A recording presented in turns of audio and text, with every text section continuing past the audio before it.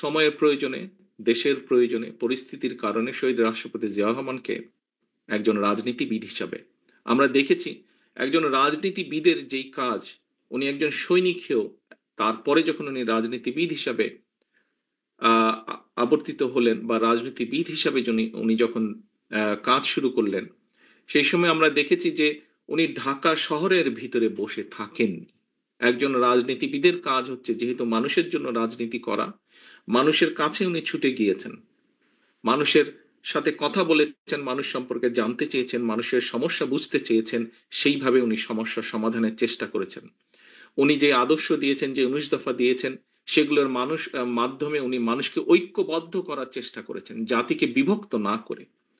পূর্বে আমরা দেখেছি উনি দায়িত্ব গ্রহণের আগে আমরা দেখেছি বিভিন্ন রকম থিওরি দিয়ে জাতিকে বিভক্তির চেষ্টা হয়তো করা হয়েছিল, কিন্তু উনি চেষ্টা করেছেন সকল জাতিকে বাংলাদেশি, বাংলাদেশি বলতে যাদেরকে বোঝায়, বাংলাদেশ এখানে আলোচকবৃন্দ আলোচনা করেছেন।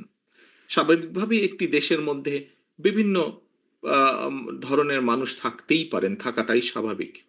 উনি চেষ্টা করেছেন সকলকে এক জায়গায় নিয়ে আসার জন্য, এবং সবচেয়ে সেটি ধর্ম, বর্ণ সকল কিছুর উপরে গিয়ে উনি একটি পরিচয় দিয়েছিলেন, আমরা বাংলাদেশি, যেই পরিচয়ে আমরা আজকে সমগ্র বিশ্বে পরিচিত।